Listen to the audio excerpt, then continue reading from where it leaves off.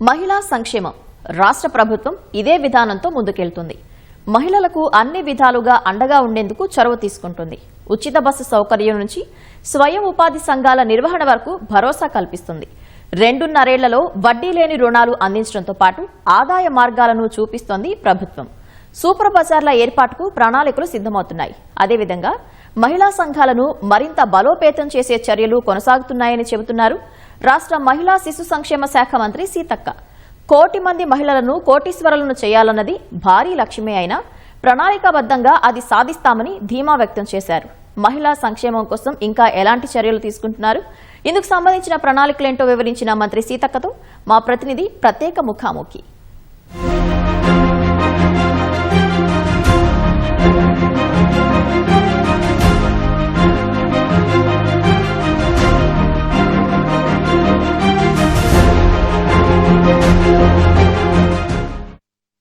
కోటి మంది మహిళలను కోటీశ్వరులను చేయాలన్న ఒక సంకల్పంతో రాష్ట్ర ప్రభుత్వం ముందడుగు వేస్తుంది.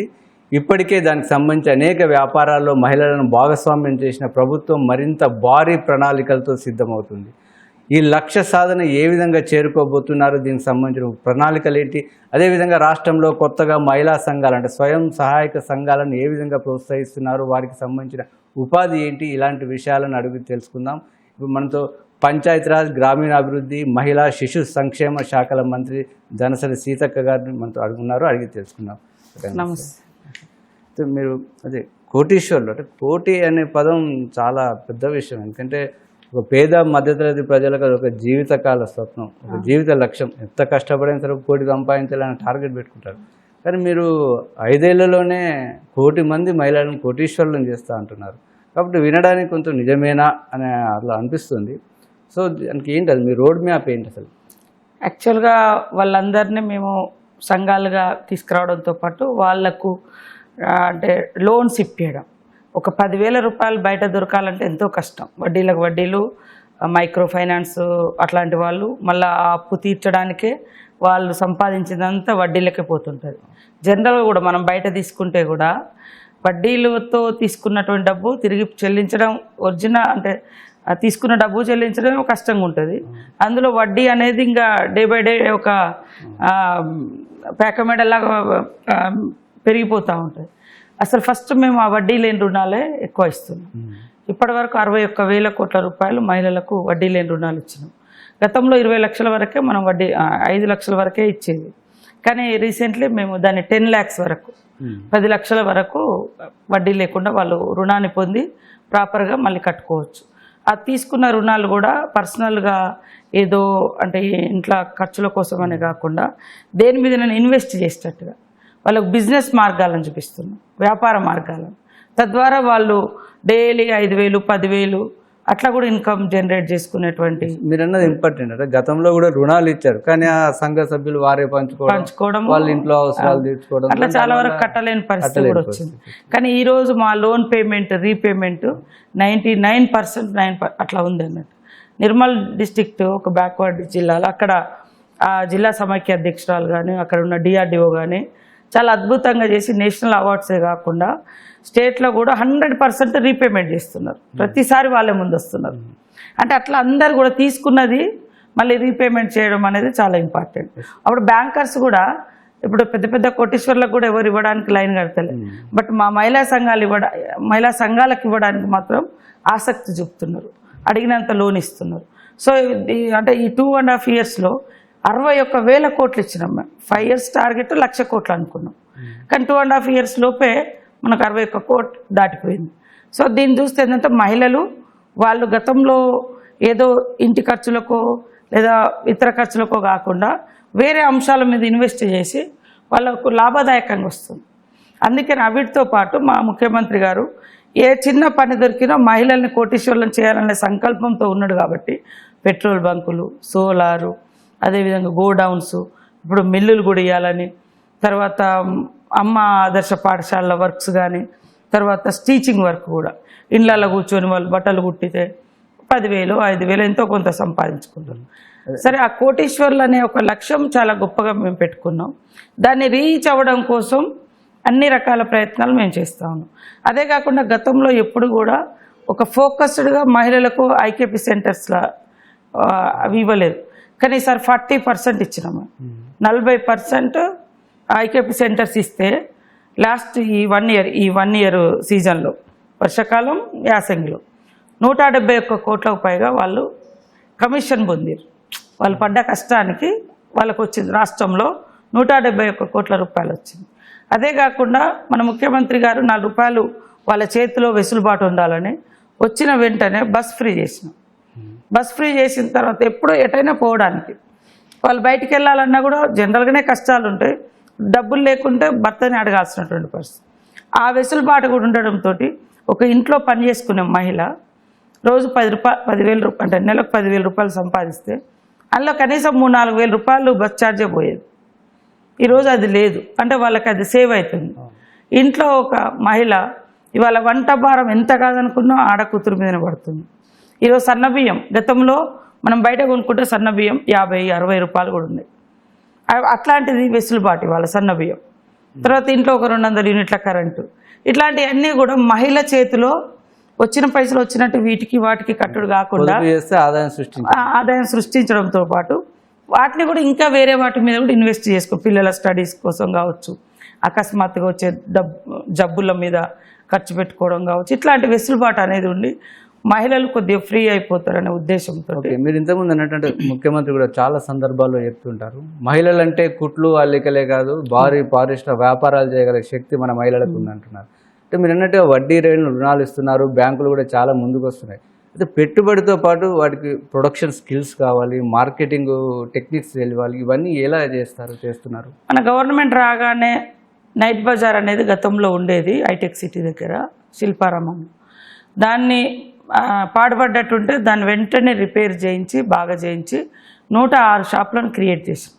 అందరు గ్రామీణ మహిళలు ప్రతి నెల 2 నెలలకు ఒకసారి 3 నెలలకు ఒకసారి అక్కడ వాళ్ళ షాప్స్ పెట్టుకొని సేల్ చేసుకోవడానికి అట్లా వాళ్ళకి ఫ్రీగా ఇవ్వడం జరుగుతుంది.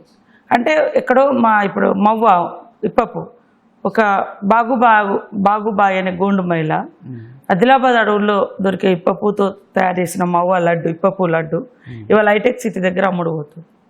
ఆ స్ఫూర్తితోటి మేము కూడా మేడారంలో ఇప్పపు లడ్డును మనము పెట్టిస్తే వాళ్ళు రోజు 10,000 సంపాదిస్తున్నాం అక్క అని మొన్న చెప్తున్నారు.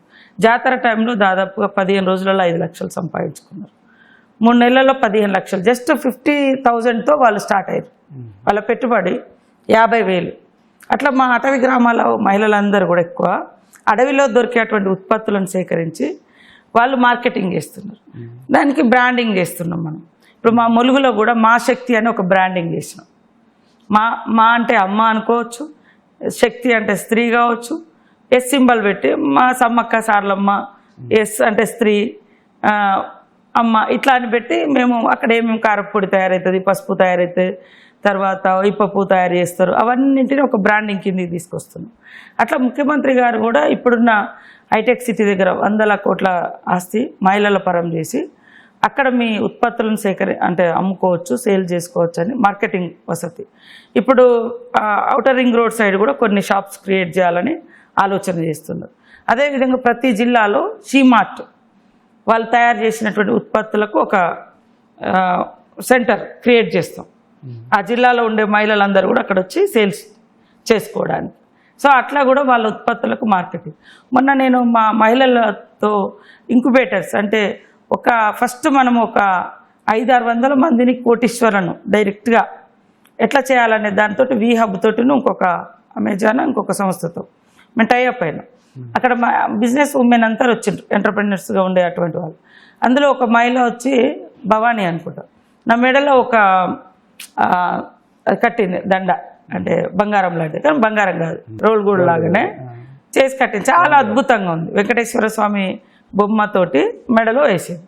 చూసినప్పుడు నేను చాలా అద్భుతంగా ఉంది అన్నప్పుడు ఆమె ఏమన్నదంటే, మాకు ఇట్లాంటి వాటికి డిమాండ్ వేరే దేశాల నుంచి వస్తున్నాయి అక్క, మన వాళ్ళు చాలామంది అడుగుతున్నారు. ఫ్యాషన్ డేస్ ఇప్పుడు అంటే ఏ చీరక మ్యాచింగ్ అట్లా ఉంటుంది కదా. సో అప్పుడు వాళ్ళు రోజు ఒకటి వేసుకోవాలని ఫీల్ అవుతారు, కానీ రోజు లక్షలలో పెట్టి బంగారం కొనలేరు కదా పేదవాళ్ళు. పాపం పేదింటి మహిళలు, మధ్యతరగతి మహిళలకు కూడా ఎన్నో కోరికలు ఉంటాయి. ఆ మహిళ మా మహిళా సంఘంలో ఉండే సభ్యురాలు అలాంటి వాళ్ళ కోరికలను తీర్చేస్తుంది. అదే దూరం చూస్తే బయట వాళ్ళకు గోల్డే అనిపించవచ్చు. సరే తనకు పడిన బడ్జెట్లో 1000 రూపాయలు 500కు కొనేసుకుంటుంది. తను కూడా సాటిస్ఫై అవుతుంటుంది, తృప్తిపరుస్తుంటుంది. సో ఆ వస్తువు ఇంటర్నేషనల్ పోతుంది, వేరే వేరే దేశాల వాళ్ళు ఉన్న వాళ్ళకి పోతుంది. అందుకే నేను మొన్న మా మీటింగ్లో ఏమన్నా ఉమెన్ మీటింగ్లో మా రూట్స్ లోకల్ బట్ మా విజన్ గ్లోబల్, అట్లనే మా ప్రొడక్ట్స్ రూరల్ బట్ మా సేల్స్ మాత్రం గ్లోబల్. అంటే మీరు అన్నట్టు సరే మన మహిళలకు మీరు అన్నట్టు గ్రామీణ మహోవా లాంటివి మన గ్రామీణ మహిళలే చేయగలుగుతారు, అలాంటివి తెలుసు. అదేవిధంగా మీరు ఎలా పెట్టుబడి కూడా సమకూరుస్తున్నారు. కానీ ఇప్పుడు ప్రపంచంలో మారిపోయింది. ఇప్పుడు అమెజాన్ వంటి ఆన్లైన్ మార్కెటింగ్ ఎక్కువ వచ్చేసింది. మీరు అన్నట్టు దానికి ఒక బ్రాండ్ క్రియేట్ కావాలి అంటే అది సొంతంగా మహిళలు చేసుకోలేని పరిస్థితి. దానికి ప్రభుత్వం నుంచి ఎట్లా సపోర్ట్ చేస్తారు? మేము ఇప్పుడు ఒక 10 కోట్లతోటి 2 ఇంక్యుబేటర్స్ వాళ్ళతో మేము అయినాము. వాళ్ళు ట్రైనింగ్ ఇస్తారు. ఈ కోటీశ్వరాలను చేయాలనుకునే వాళ్ళకి కొంతమందిని అదే 500 మందిని మేము సెలెక్షన్ చేస్తున్నాము. 500 మందికి ఫస్ట్ స్టెప్లో కోటీశ్వర్లు కావడానికి కావాల్సిన అన్ని రకాల 20 లక్షల వరకు వాళ్ళకు లోను ఇవ్వడం వడ్డీ లేకుండా ఇట్లాంటివన్నీ చేసి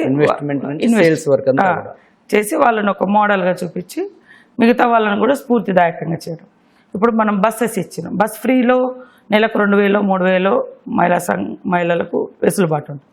మహిళలకు బస్సు ఒక మండల సమైక్యకి ఇచ్చినాం. ఇప్పుడు వాళ్ళకి ఎవ్రీ మంత్ ఇంట్లో ఉన్న 70,000 వస్తుంది. అట్లా అందరు మహిళలకు ఎక్కువ అడుగు 3000 మందికి ఇవ్వాలని ఇప్పుడు 3000 బస్సెస్ ఇవ్వాలని మేము అనుకుంటున్నాం. అది క్లస్టరా మరి ఇప్పుడు మా దగ్గర వివోలు ఉంటారు సిఎల్గా, ఈ మహిళా సంఘాలను మోటివేషన్ చేసేవాళ్ళు. వాళ్ళతో నిన్న మీటింగ్ పెట్టినప్పుడు మేము కూడా బస్సులు నడుపుకుంటాం, మహిళా సంఘాలకు ఇచ్చారు కదా, మేము మహిళా సంఘాలను మోటివేషన్ చేసేవాళ్ళము, వాళ్ళ అన్ని వ్యవహారం అంతా చూసేవాళ్ళం, మాకు కూడా ఇవ్వండి అని అడిగి. సో వాళ్ళకు కూడా ఖచ్చితంగా వాళ్ళు 6 లక్షలు కట్టుకుంటే మిగతా 30 లక్షలతోటి బస్ ఇస్తాం. నెలకు వాళ్ళకి 70,000.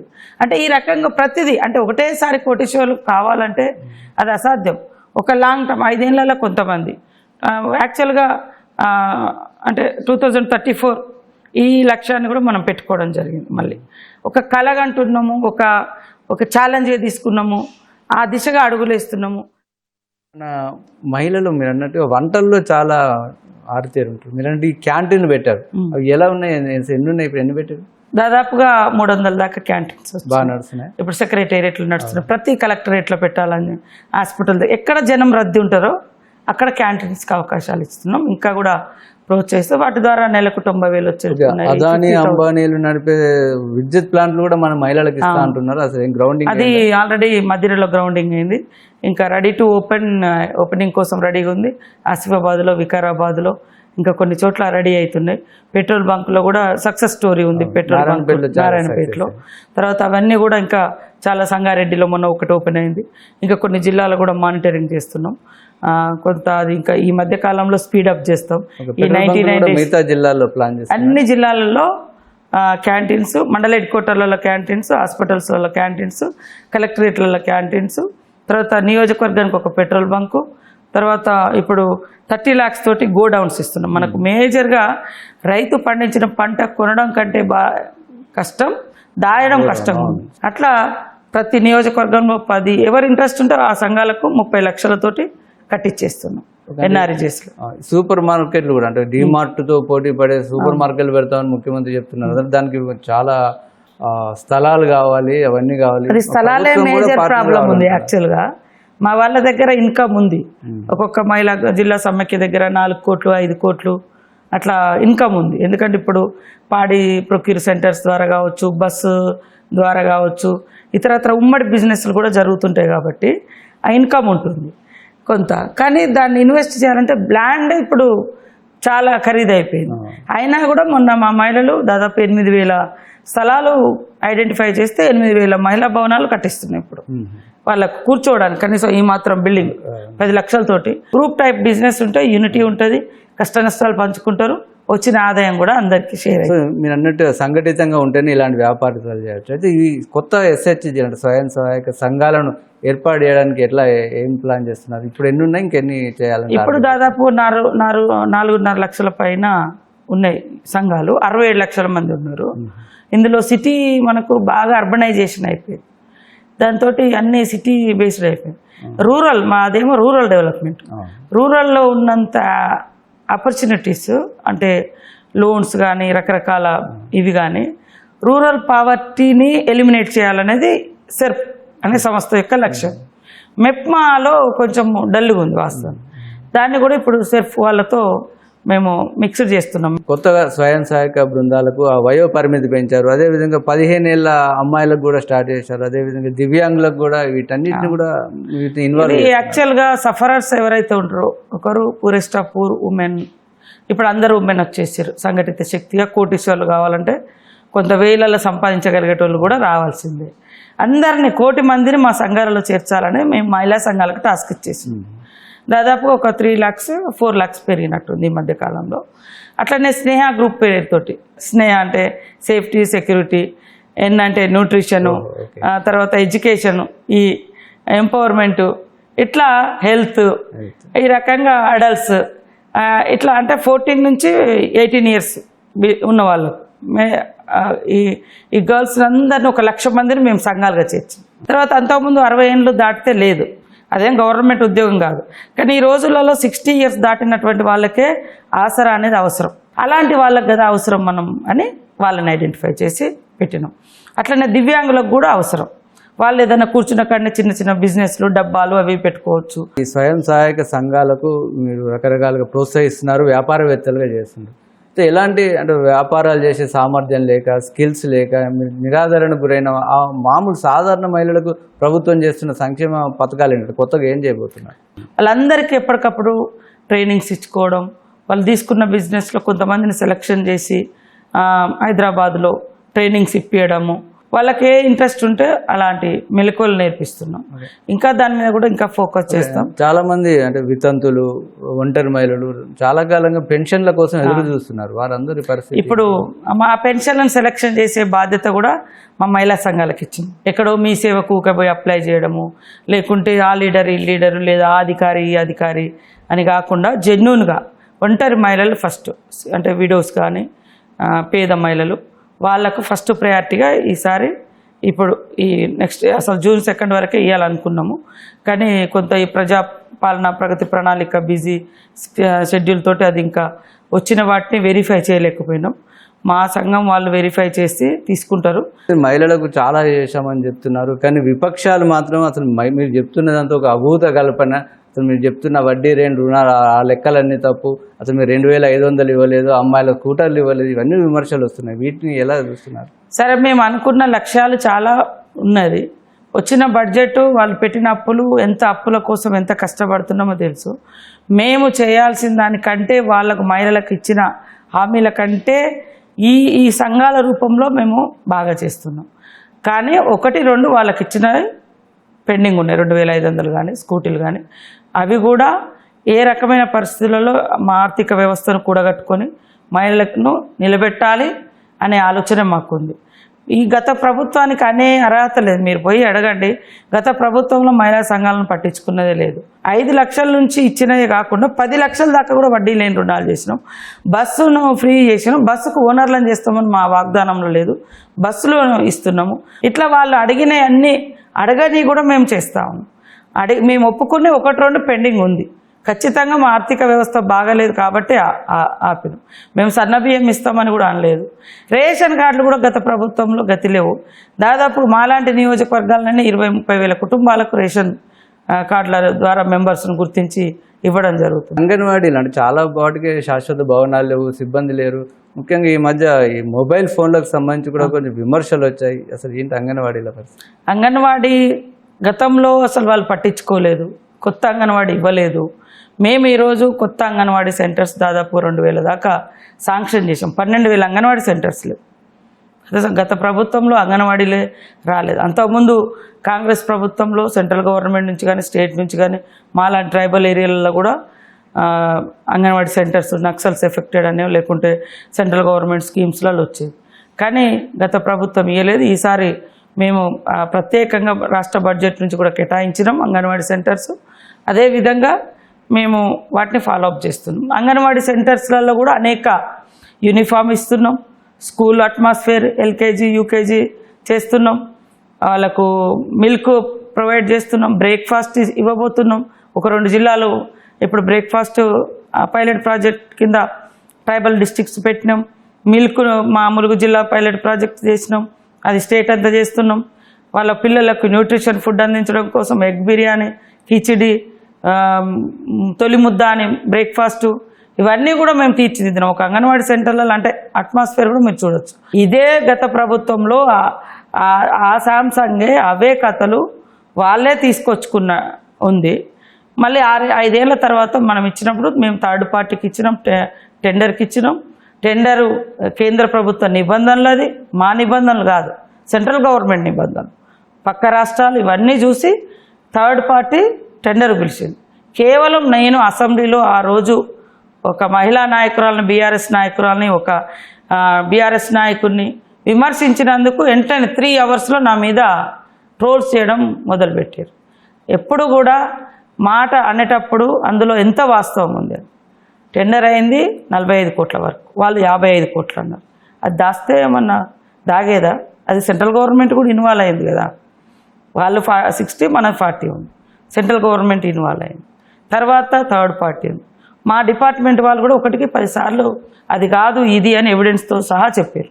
అంటే ఒక అబద్ధం 10 సార్లు పదే చెప్పాలని, దాని మీద నేను లీగల్గా కూడా నోటీస్ ఇచ్చిన, కోర్టుకు కూడా వెళ్ళడం జరిగింది. అందుకని ఒక విమర్శ చేసి మా రెప్యుటేషన్ దెబ్బతీయాలనుకుంటే వాళ్ళు ఎవ్వడు బాగుపడడు. చివరిగా మీరు సీనియర్ మంత్రి, అదే పార్టీలో సీనియర్ నాయకురాలు, ముఖ్యమంత్రికి చాలా ఇష్టమైన మంత్రి కూడా. ఒకటి అంటే పార్టీలో ఏంటి అసలు పరిస్థితి, అంటే పూర్తిగా అంత సర్దుబాటుగానే ఉందా? అంటే ఇంకా 2.5 ఏళ్ళు అయింది, ఇంకా పూర్తి మంత్రివర్గ విస్తరణ జరగలేదు. కొంతమంది మంత్రులపైన సీఎం అసంతృప్తి ఉన్నారని పార్టీలో చెప్తున్నారు. అసలు ఏం జరుగుతుంది పార్టీ? ఒక కుటుంబంలో కూడా అనేక సమస్యలు ఉంటాయి. ఇప్పుడు మీరు పనిచేసే మీడియా సంస్థలో కూడా ఒక రూమ్లో కూర్చున్న వాళ్ళు కూడా ఇప్పుడు 4 వచ్చారు, 4 రకాలు ఉంటుంది. అంతిమంగా ఏది మంచిది, మన బాస్, మన అంటే హయ్యర్ పొజిషన్లో ఉన్న లీడరు, రాష్ట్ర ముఖ్యమంత్రి కానీ, అధ్యక్షుడు కానీ, లేదా సెంట్రల్లో ఉన్న మా అధినాయకత్వం, వాళ్ళ నిర్ణయానికి కట్టుబడి ఉండడమే క్రమశిక్షణ కలిగినటువంటి నాయకుల లక్షణం. అవుతుంది అని అంటున్నారు. బట్ ఇంకా కొంతమంది ఆశించే వాళ్ళు ఉన్నారు, ఆశించడంలో తప్పులేదు. అవకాశాలు 2.5 ఏళ్ళు అయింది, ఇంకా నామినేటెడ్ పదవి కూడా పూర్తి చేయలేదు, మాకు పూర్తి న్యాయం చేయలేదని కార్యకర్తలు కూడా అసంతృప్తిగా. అది కొంచెం గ్రౌండ్లో ఉంది వాస్తవానికి. అందరికీ 10 సంవత్సరాలు కష్టపడ్డ వాళ్ళు ఉన్నటువంటి వాళ్ళు ఉన్నారు, పదవులు రాకుండా వెయిట్ చేస్తున్న వాళ్ళు ఉన్నారు. వాళ్ళకి ఖచ్చితంగా ఇవ్వాలని వాళ్ళ పక్షాన మేము కూడా మాట్లాడుతున్నాం. ముఖ్యమంత్రి గారు అన్ని లిస్ట్ అంతా తీసుకున్నారు. ముఖ్యమంత్రి గారు, మా రాష్ట్ర అధ్యక్షులు మహేష్ గౌడ్ గారు, మీనాక్షి మేడం, వీళ్ళంతా అది చేస్తారు, చేయాలి కూడా. కార్యకర్తలను సంతృప్తిపరచాల్సినటువంటి అవసరం, బాధ్యత మా మీద ఉంది. ఓకే, థ్యాంక్ యూ మంత్రి గారు. ఇవి మహిళా సంక్షేమం, పంచాయతీరాజ్, అదేవిధంగా వివిధ అంశాలపై మంత్రి సీతక్క గారు చెప్తున్న విషయాలు.